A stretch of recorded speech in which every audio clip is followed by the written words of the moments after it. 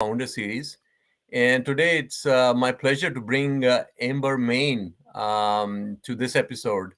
And I have talked to many founders over the last couple of years for podcasts and other forums, and she has an absolutely fascinating journey.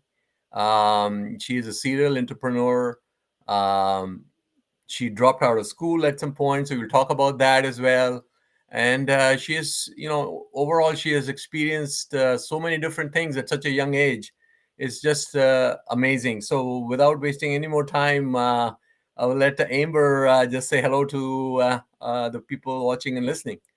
Thank you so much for that nice introduction. That's really nice to sort of hear you say that back to me as well. So thanks for having me.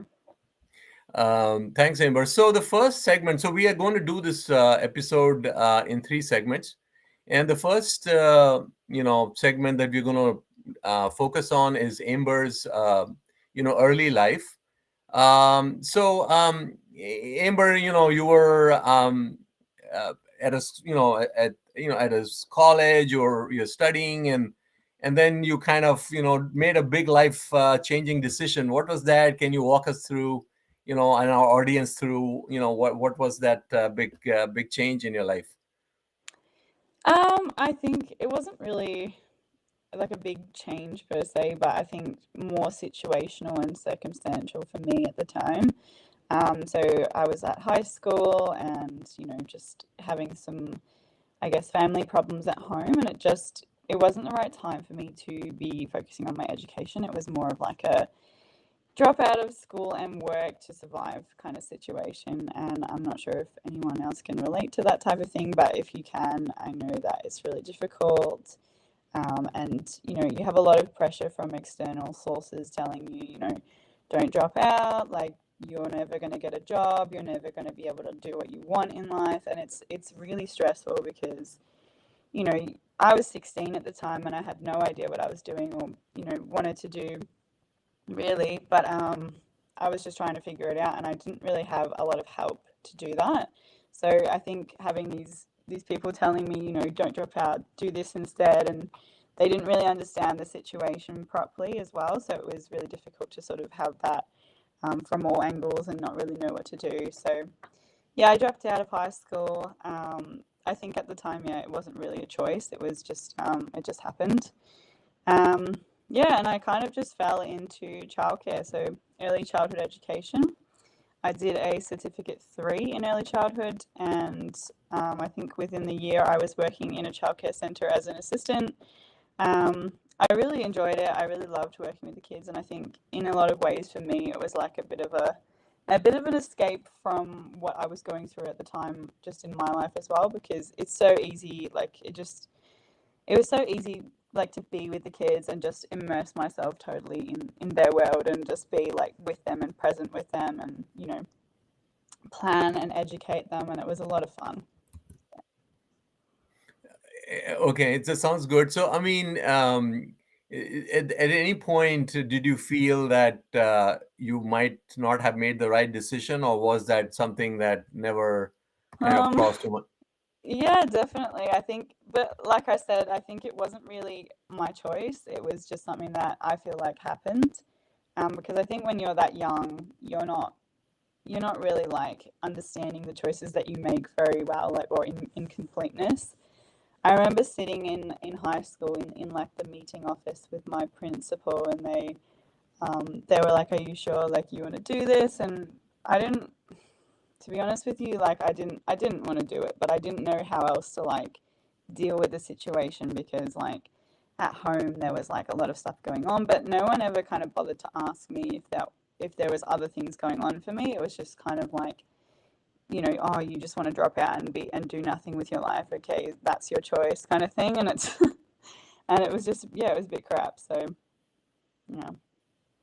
Yeah, no, I mean, I think, having an open mind is something that can be the right answer. I mean, not everything is pre-planned, and everything can be controlled. At any age. I mean, you were really young at the time, but even for other people at any age, I mean, you can only um, manage, quote unquote, manage your surroundings, so to speak, or events around you to some extent. But I think having a positive attitude, like you said, is easy for you to just immerse in working with the kids and everything else. I mean, that itself is in my opinion, a life lesson for people is don't be too despondent if you don't see what you think you should be in. So Yeah, I think like it's very easy to say that when you look back at that in retrospect. When I look back at that time in my life from where I sit now, it's like obviously I have all like that knowledge and experience behind me now. So only now can I look back and go, all of those experiences and trials and tribulations that I went through, come together now, and it's a culmination of all of those things that make me who I am now. But I think when you're going through it at the time, it's really difficult to keep going and just be like, oh, it'll get better. But just know that if you do keep going, that there is a very good chance that it will get better. sounds good. So from that, actually, we'll move to our second segment, which is kind of your transition to entrepreneurship. So here is Amber. She's she's dropped out of school at this point. She's working with the kids, and then the next sort of pivot in your life happens where you kind of go from what you were doing and at the time into to being an entrepreneur, and you found a group, a networking group for young entrepreneurs. So talk us through like why, how it happened, what was some of your thought process at that time, and how was that journey? Yeah, I think for me it's still weird to like call myself an entrepreneur because that term is something that I think for a long time I didn't really consider myself um, you know, as an entrepreneur. It really like it just kind of happened.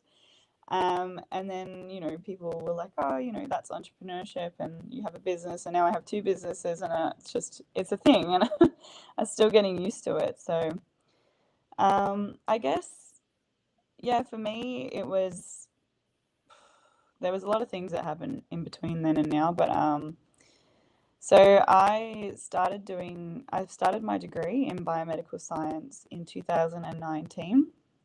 It was a while ago now, actually. And so I was doing that for up until about 3 months ago, and I deferred my course to come over here and basically start doing fundraising for this startup, Like Minded. But before that, while I was studying, I was doing nannying and babysitting and just trying to keep working while I was studying to try and keep myself afloat. And I guess during the pandemic, I worked for a lot of essential workers, so like doctors and people kind of on the front line, and I saw how busy and crazy their lives were, and how much they really appreciated the support from me, being able to like look after their children and just help them around the house and things like that. So it was kind of a combination of those two things, like me wanting to not work because I knew that it wasn't sustainable for me to be working like two jobs and trying to study biomedical science full time. It was just too crazy. Anyone that has studied that degree knows that it's really difficult to do that and then work as well. So I look back and I don't even know how I even managed to do that for a while, but I did. But I knew that I couldn't do that forever. So I was trying to, on the side, come up with an idea of how I could, make money, but also have that just kind of running and not be putting a lot of time into that. Like you would go to like a day job, I suppose, and then come back and do your study, and it's just exhausting. Like you don't have any energy left to put into your actual study. So I was kind of thinking, okay, how can I do that without spending a lot of time working? And I came up with this idea of just running my own business. So that's, I suppose, what Ambient Home Group, where it came from. It started off as cleaning and nannying. So it actually just started off with me doing those two things by myself. And then it kind of progressed to me hiring a couple of people to help me. And yeah, now we've got I think almost 40 staff, a whole admin and management team, and we've doubled our revenue in the last 2 years. So that's pretty crazy to think about. Yeah, no. So we'll talk a little bit more about ambient home group in a little bit. So I mean, you mentioned that you were having two jobs and you were also pursuing a degree in biomedical, and it was really tough. And in but at the same time, you know you were feeling that there was something that you needed to do, which kind of brought you to US, right? I mean, to States from Australia.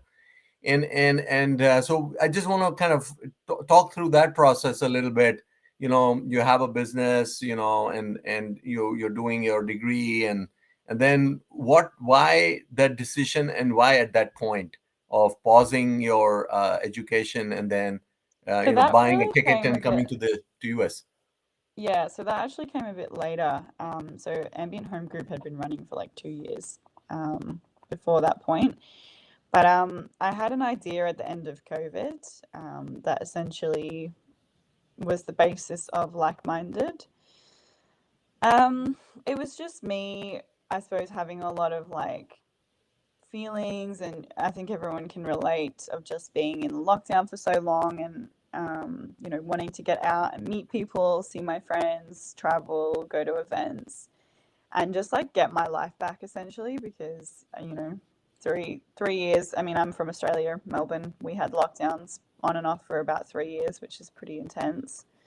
And I think a lot of us kind of feel like we missed out on a really crucial part of our 20s. I'm 26, so I was 23 when the pandemic started, and on the other side of it, I'm nearly 27. So it feels like you've lost like the better part of your, younger years in a lot of ways. So I just came up with the idea for Like Minded as a culmination of all of those things. And it was really, I can't even describe, I think, in better words, I suppose, what that experience was like for me, because it wasn't like a one-step process of like, yep, I'm deciding to do this now. It was, I had this idea at the end of COVID, and I had another business at the time, so I couldn't actually act on it. I just knew that it was a really good idea, and I was like, in the back of my head, I'll just keep it there. So it was one of those ideas that you just kind of sit on until it's the right time. But there is a right time, but you can't wait forever. I think with some things, the longer you wait, the bigger the risk is that someone else will think of it and do it.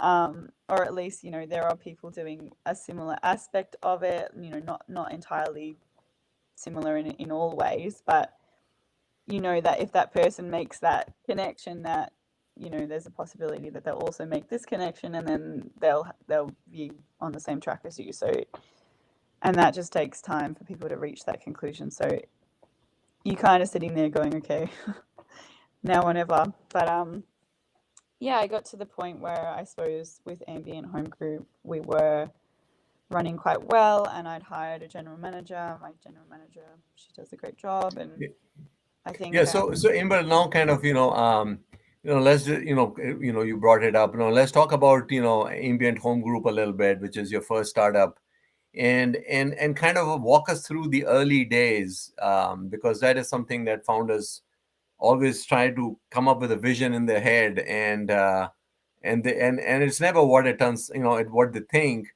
But I think for you, from your experience, yeah, maybe the first, let's say, 3 months, what was it like? Were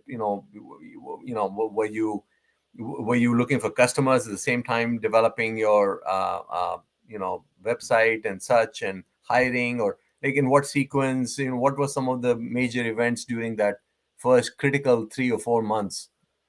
yeah, I think a lot of founders can probably relate to this, but the first 3 months or so are usually pretty hectic in terms of like you wearing all the different hats, and yeah, it's just doing everything at once, and all yourself, and just trying to make sure everything's working at the same time, and not necessarily knowing how to do everything, but just trying to manage it. I think So I actually started off as just me, just cleaning houses, and it's pretty weird to think about now, but yeah, it was just me, and then I hired another lovely lady, and she was great. So everyone loved her, and then I added a few more people, and then I got to the point where I was getting like all these inquiries at the end of the day, and I was like struggling to keep up with the admin myself because I would get home and I'd be exhausted, and then I'd be like, my day was essentially like 7 a.m. to 5 p.m., working, doing cleaning and babysitting. And then I'd get home, do admin until like maybe, I don't know, like 8 p.m. And then I'd try and study until like 10 or 11. So it was big days because obviously at the time I was doing biomed as well. So it was a lot to kind of juggle at once. And I think that was the point where I kind of realized I can't keep doing everything myself. So I started looking for, I actually originally started off with a PA, I think, and um, we explored VAs and outsourcing from overseas, but that that ended interestingly a couple of times. So I think we ended up getting a PA that was based in Melbourne, and that worked really well. And that just kind of progressed from there. And then I hired another one, and then I suppose people kind of once they're part of the company and they really sort of see the vision, they're happier to stay on in different ways, and those roles just evolved. And my general manager actually now she actually started as like a really awesome PA for me, and now she's my general manager. So, oops. Okay, excellent. So I mean, kind of seems to me, Amber, that the market or the customers kind of drove, you know, Ambient Home Group as you kind of grew chasing demand because the demand for your services was high enough where you could kind of didn't have to hire or invest ahead of time, so to speak. Would that be fair to say? You kind of just waited for customers to come in and then you hired? Absolutely. There was a good like year where we were like just struggling to keep up with the demand. We had so many inquiries and just so many, yeah, just needs that we were trying to meet. And in terms of staffing, we were always trying to like hire more staff just so that we could keep up with it. So yeah, it was a bit like that for a while, and then it kind of evened out. So yeah, I think we found a good pattern now. So did you have to do any fundraise for Ambient Home Group? No, I mean that never even crossed my mind because we were just in that way we were always. I think when you find a good niche and you find a good market that's high in demand, you will never have to do that unless it's a industry that you've got a lot of outgoings really early on. Where I suppose this business that I started had virtually no outgoings early on. We had we had none. So we were making money. Excellent. Okay, so you're one of those lucky people who could bootstrap and Yeah, and you can't do that for every business. No way. It's like yeah. very few businesses that, in terms of their layout and just the way that they are, that you can bootstrap them. So I think a lot of businesses. I think you'll know if your business is that kind of business because you won't have to be putting money into the business yourself straight away. That came a lot later for me, and that actually only came in the last 6 months, because then we started like automating all of our back end, and I had to obviously pay for that kind of a thing. So So I mean, in terms of like next, are you able to project how your services will grow, or do you have some visibility into that? yeah, for sure. So essentially, Ambient Home Group's business model centers on giving time back to the client. So we're an all in one stop shop for home services. So anything that you can think of that gives people time back in the home, that's what we do. So yeah, like I said, it started off with cleaning and childcare, so nannying and babysitting. Um, we've also launched our virtual assistance program. Um, we will be launching at the end of this year our chef made home delivered meals. So that is something I'm looking forward to. What else? Yeah, we do gardening, we do window cleaning. Yeah, all of our services are listed on our website, so take a look if you've got a minute. But yeah, I think there's a lot of things on there at the moment. Dog walking as well is another one that we do.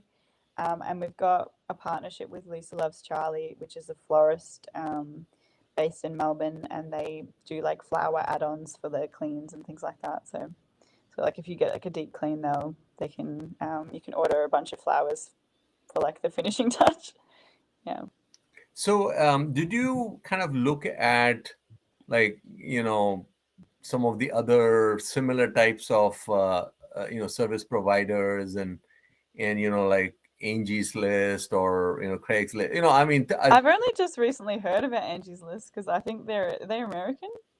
yes, I believe Yeah, so. I am I not only just heard 100% about sure, them. but To be honest um, with you, I didn't do a whole lot of market research, and maybe that's not the best approach, but I think that's just the way that it happened. I knew there were obviously like a lot of cleaning companies out there, but I think our point of difference was that we weren't focusing on the one thing. We were focusing on our goal, which was, giving people their time back. And I think when you think about things in the broader sense and have that goal really clear in your mind, you come up with different ideas and you come up with different, you know, things that you can add on to that. And it's not just about this one thing that you're trying to do as a service. It's more about this broader vision of what you're trying to achieve. fair enough. So, I mean, it's as you said, I mean, doing market research is definitely a great thing to do, but not necessarily I'm a bad the. entrepreneur. No, it's. I I did it mean, it's wrong. just. Sorry. No, I mean, I think a lot of people, obviously it's a great thing to do, but at the same time, it doesn't guarantee success, because, a lot I of times definitely recommend doing market research. Like I think my business was one that obviously, like I said, it just kind of took off, and I think when when it's working, I think you don't need to kind of go and do like a whole lot of. I think that stuff came a lot later for us when we were trying to work out like what's our points of difference, what's our unique selling points, and obviously our unique selling point is that we're everything in all in one place, and we're giving people their time back into their day because our general clientele are people who are quite busy and have families and are working a lot. So yeah, that we found out that a little bit later, I suppose, and that it kind of just evolved as we went. Okay. So, in terms of, you obviously have this, great business going on, and then, you think of some other idea. I mean, so what was it that you were missing with the running? I mean, running a business, especially a growing business like you describe, is such a big task as a CEO itself. But then what was kind of, you felt that you didn't have in some way, that kind of brought you to, oh, let's think of another one? Um, that's a hard question, I think, for me because that's just part of my personality. I think I always tend to, my mind will wander when oh, are you there? Yeah, I'm there. Yeah. Oh, Hey. your video just disappeared. It, Um, yeah, so yeah, my mind tends to wander, I think, when I'm not completely occupied. I think, like I was saying before, we grew Ambient to a point where I didn't need to be so hands-on anymore. Like obviously I had Grace, who was my general manager, and everything was going pretty well. And I think it was holidays for me at uni, and I just had a little bit too much free time on my hands, and obviously was working on the business and stuff in terms of more like business development and giving my input and ideas. But I think, yeah, I don't know, if I'm not like completely occupied, my mind just goes, okay, what's next or what else? So I think that's actually what happened is my mind kind of wandered back to that time when I had that idea like a couple of years back. And I started thinking about it a little bit more, and I was kind of thinking to myself, like, why didn't I do anything with that?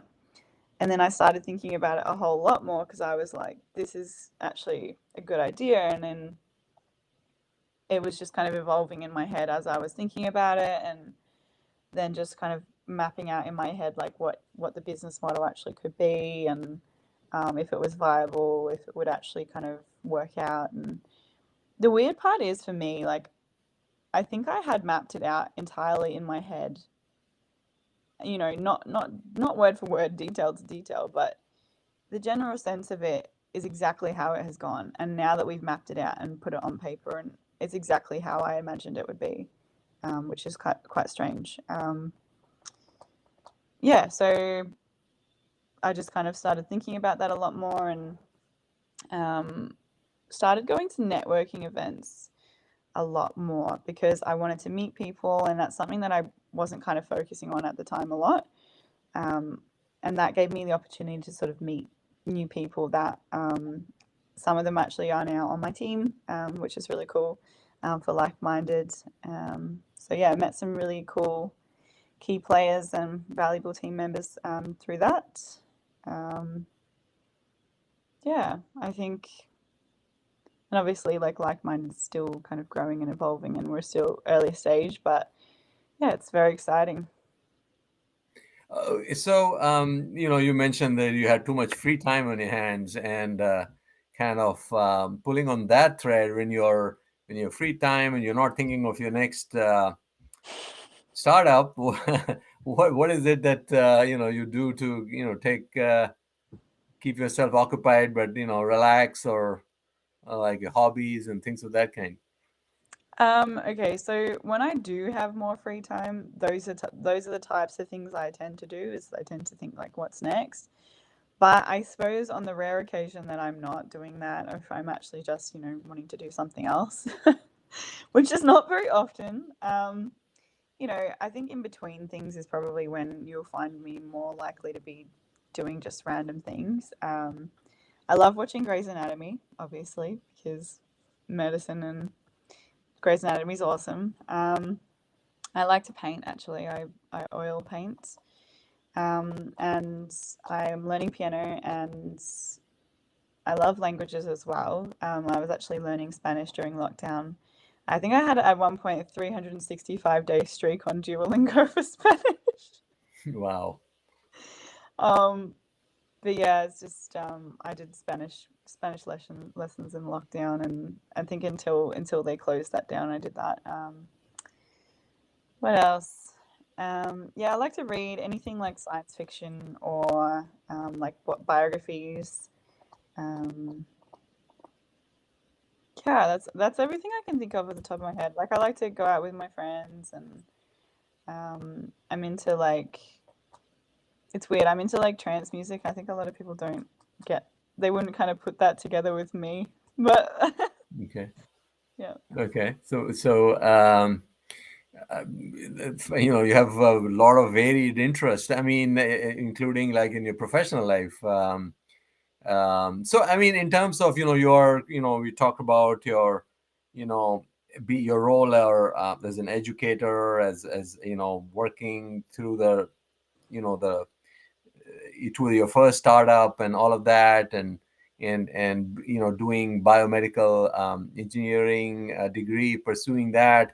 I mean, how do you see yourself in 5 years? I mean, what do you see Oh for God. Ember Main 5 years or 10 years down the road, and what is it that you would like to accomplish? See, that question always gets me because I always ask that to other people, and I'm always interested to hear what other people say. But I think because of the last 6 months, like how quickly everything has gone with like-minded, when I think about that question for myself now, I don't know the answer. Um, I never pictured myself being in this position, like fundraising in America.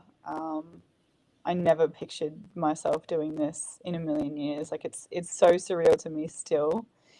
So when I picture myself in 5 years' time, I can't see. I don't know the answer. I don't know because it